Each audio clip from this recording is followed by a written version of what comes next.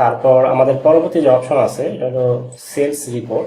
এই sales report থেকে আপনি আপনার 1 বছরের, 1 মাসের বা 1 সপ্তাহ যত দিনের মন চায় এখান থেকে সেল রিপোর্ট আপনি দেখতে পারবেন যে আপনার আসলে 1 সপ্তাহ আগে কেমন সেল হয়েছিল, 1 মাস আগে কেমন সেল হয়েছিল বা কালকে কেমন সেল হয়েছিল, সব এখান থেকে আপনি ডেট সিলেক্ট করে, ঠিক আছে, এখান থেকে ডেট সিলেক্ট করে সাবমিট দিলে আপনি দেখতে পাবেন যে আপনার আসলে সেলস রিপোর্ট সপ্তাহে, মাসে বা আগামীকাল গতকাল কত হয়েছে।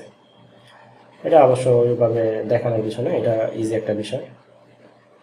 তারপরে চলে আসি স্লাইড বারে। ঠিক আছে, স্লাইড বারের কাজটা কি দেখেন, ওয়েবসাইটে যে স্লাইড বার থাকে, এই যে স্লাইড বার, এই যে এখানে যে 3টা স্লাইড বার আছে, এই 3টা স্লাইড বার অপশন এখানে আছে। আপনারা চাইলে এখান থেকে স্লাইড বার চেঞ্জ করতে পারবেন। আর এই যে স্লাইড বার ইউআরএল এর কাজটা কি দেখেন, স্লাইড বার ইউআরএল এর কাজটা হলো এই যে আমি যদি ইয়াতে ক্লিক করি, যেমন দেখেন এটা দেওয়া হলো, এই পিকচারটা ক্লিক করলে চলে যাবো ফেসবুকে। আচ্ছা দেখেন এই পিকচারে যদি ক্লিক করি, দেখেন চলে গেছে ফেসবুকে। ঠিক আছে, এইটা আর কি ইউআরএল এর কাজ। এখানে যে ইউআরএল দিবেন ওইখানে ক্লিক করলে ওইখানে চলে যাবে। আপনি চাইলে এখানে আপনার ওয়েবসাইটের ইউআরএল দিতে পারবেন, চাইলে ওয়েবসাইটের বাইরের ইউআরএল দিতে পারবেন। তো এটা ছিল মোটামুটি আমাদের স্লাইড বারের কাজ।